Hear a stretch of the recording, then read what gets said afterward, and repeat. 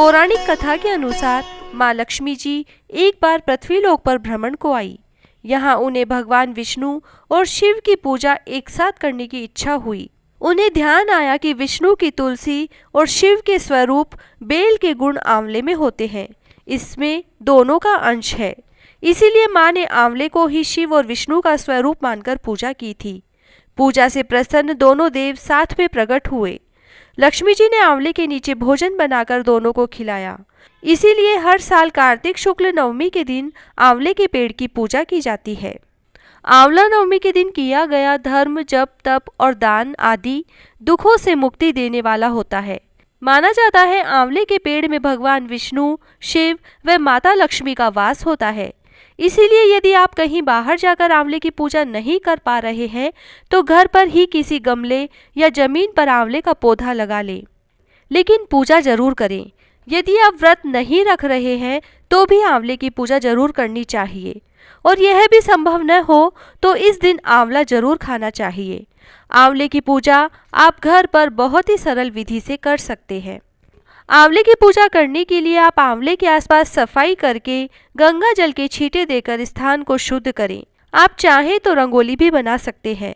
फिर सबसे पहले थोड़े से अक्षत रखकर दीप प्रज्वलित करें, फिर पूजा शुरू करें। फिर जल के लोटे में गंगा जल व हल्दी मिलाकर जल चढ़ाएं। कुछ लोग इस दिन कच्चा दूध भी आंवले को चढ़ाते हैं, आप भी चाहें तो चढ़ा सकते हैं। फिर मोली और कच्चा सूत 7, 9, 13, 108 बार आंवले के पेड़ पर लपेटें। कच्चा सूत व मोली पहले से ही इस तरह मिलाकर लपेटकर रख लें, इससे उस समय आपको परेशानी नहीं आएगी। उसके बाद में हल्दी, कुमकुम, अक्षत लगाएं। एक ब्लाउज पीस दक्षिणा रखकर चढ़ाएं।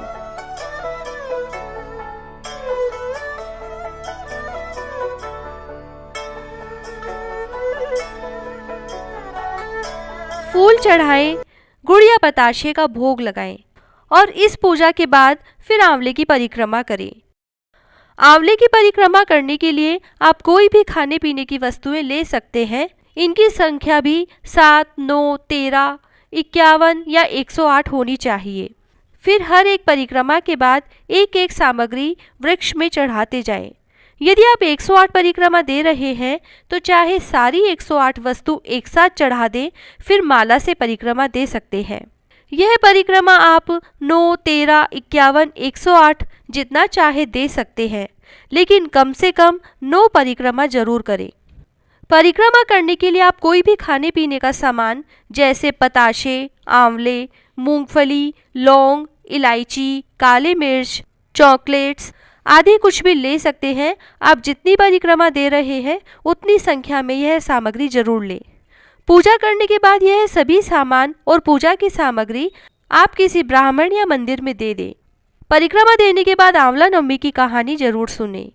आंवला नवमी की कहानी के साथ पीपल पथवारी, कार्तिक, लपसी तपसी, बिंदाई जी की कहानी भी सुनें। यह सभी 5 कहानियाँ आपको हमारे चैनल पर एक ही वीडियो में एक साथ मिल जाएगी। आप चाहें तो हमारे चैनल पर देख सकते हैं, उसका लिंक हमने नीचे डिस्क्रिप्शन में भी दे दिया है।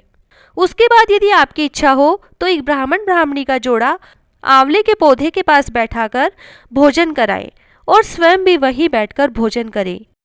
आंवले के नीचे या उसके पास बैठकर भोजन करने का इस दिन अत्यधिक पुण्य माना जाता है तथा भोजन में आंवला किसी न किसी रूप में ब्राह्मण को भी परोसे और स्वयं भी खाएं।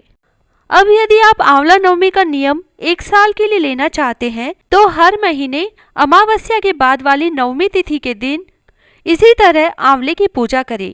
इसे आप कार्तिक की आंवला नवमी से शुरू करके अगले कार्तिक की आंवला नवमी तक करें। हर महीने आंवले की पूजा इसी तरह से करें, और आप चाहें तो हर महीने जोड़ा जोड़ी जिमा सकते हैं।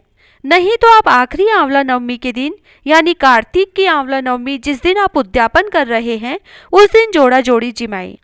पूरे वर्ष आंवला नवमी करने के बाद चांदी के 13 आंवले या आंवले का झाड़ जो आपको किसी भी सुनार के पास मिल जाएगा ले लें तथा ब्राह्मण के 5 वस्त्र, ब्राह्मणी की साड़ी, पेटीकोट, ब्लाउज, चूड़ा, लौंग, बिछिया आदि सुहाग का सामान श्रद्धा अनुसार ले लें। उन पर दक्षिणा रखें और चांदी के आंवले रखकर फिर ब्राह्मण ब्राह्मणी को आंवले के नीचे खाना खिलाकर तिलक करके यह सभी सामान कलप कर भेंट कर दे।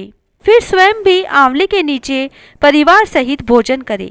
यदि आपने कार्तिक स्नान किया है या नहीं किया तो भी कार्तिक नवमी को यह पूजा और दान जरूर करना चाहिए।